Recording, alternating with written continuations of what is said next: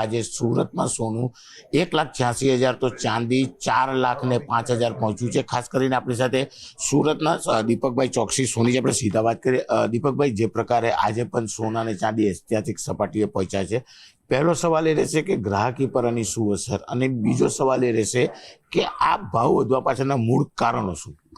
Overall જોવા જાય તો સોના ચાંદીનો ભાવ આજે $5,600 સોનાનો ભાવ અને ચાંદીનો ભાવ $118 પાર કરી ગયેલો છે। એટલે ઇન્ડિયન ટર્મ્સમાં આપણે વાત કરીએ તો 2 લાખને પાર સોનું થઈ ગયું, અને આપણે 1,86,000 રૂપિયા સોનાનો ભાવ થયો અને 4,08,000 રૂપિયા જેવો ચાંદીનો ભાવ થાય છે। તો આ બંનેમાં અત્યારે ભાવનું કારણ તો એ જ છે કે ટ્રમ્પ સરકાર દ્વારા જે નીતિઓ છે એમાં વારંવાર ચેન્જીસ, ઉપરાંત જે ટેરિફ લગાડવાની જે ડર છે એ, ઉપરાંત જે ઈરાન સાથેના યુદ્ધની એક વાતચીત છે એ, તો આ બધા કારણોસર લોકોનો જે સોના પ્રત્યેનો જે વિશ્વાસ છે એ વધી ગયેલો છે। સાથે સાથે અત્યારે જે ફેડરલ બેંક દ્વારા વ્યાજના દરોમાં કંઈ ચેન્જીસ નહીં કરવામાં આવતા લોકોનો ફરીથી કે ભાઈ જો વ્યાજના દરમાં ઉછાળો નથી મળતો તો લોકોનો ઇન્વેસ્ટમેન્ટ સોનામાં કરેલામાં વળતર વધારે મળતું હોય છે, એટલે અત્યારે લોકો સોનામાં ઇન્વેસ્ટમેન્ટ કરી રહ્યા છે। સાથે સાથે ત્યાંની જે ચાઇના ગવર્મેન્ટ છે એના દ્વારા જે સિલ્વરનું જે એક્સપોર્ટ કરવામાં આવશે એની પર અમુક ટાઈપના નિયંત્રણો મૂકવામાં આવશે એવું કહેવામાં આવ્યું છે, એ પણ એક મોટું કારણ છે। અને હવે પૂરા વર્લ્ડના જે ઇન્વેસ્ટરો છે અને કસ્ટમર છે એ લોકોનું એક સોના અને ચાંદી પ્રત્યેનું જે એક લગાવ છે કે વિશ્વાસ છે એ ખૂબ વધી ગયેલો છે, અને લોકોને એવું લાગે છે કે ભવિષ્યમાં સોનું અને ચાંદી ખૂબ સારું વળતર આપશે।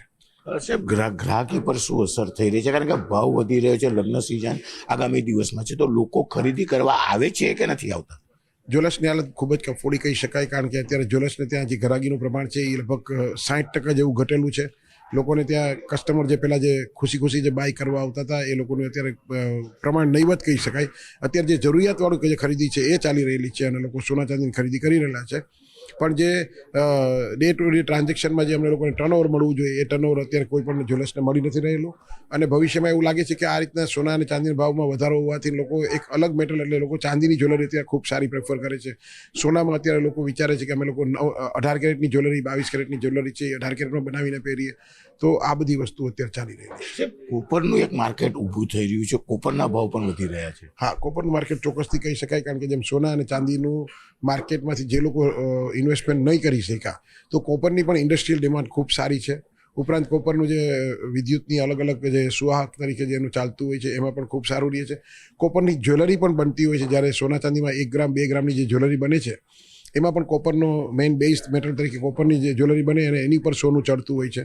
તો કોપરના ઘણા બધા ઉપયોગો હોવાથી હવે લોકો કોપર તરફ વળેલા છે। લોકો કોપરનું ઇન્વેસ્ટમેન્ટ માટેના દિવસમાં ઘણી બધી પૂછાઓ આવે છે કે શું ભાવ છે, આ છે તે છે, એ રીતના, તો કોપરમાં અત્યારે લોકો સારા પ્રમાણમાં ઇન્વેસ્ટ કરી રહેલા છે। બિલકુલ, આ હતા દીપકભાઈ કીધું કે લગ્ન સિઝન આવી ગઈ છે, લોકો ખરીદી કરતા પણ જે રીતે ભાવ વધી રહ્યા છે। હું એક વખત શોરૂમના દ્રશ્ય બતાવવાનો પ્રયાસ કરીશ કે ચોક્કસ શોરૂમો ખુલી ગયા છે, સ્ટાફ પહોંચી ગયો છે, તમામ વસ્તુ તૈયાર છે, પણ ગ્રાહક જ નથી, કારણ કે જે રીતે ભાવ વધી રહ્યા છે એટલે કે લોકો સોનું લેતા પહેલા 10 વખત વિચારી રહ્યા છે। પ્રસંગ હોય છે તે લોકોએ ના છૂટકે લઈ રહ્યા છે, એટલે કે 60% જેટલી ગ્રાહકી ઓછી છે, અને ગ્રાહકી ઓછી થવા સાથે જે લોકો સોનાની ખરીદી કરી રહ્યા હતા તેમાં પણ 40%નો પોતાનો કાપ મૂક્યો છે। જોવાનું એ રહ્યું કે ભાવ ક્યારે ઘટે છે, પણ અત્યારે તો ઐતિહાસિક સપાટી પહોંચતા લોકોની ચિંતા છે, સાથે સાથે જ્વેલર્સોની ચિંતામાં પણ વધારો જોવા મળી રહ્યો છે।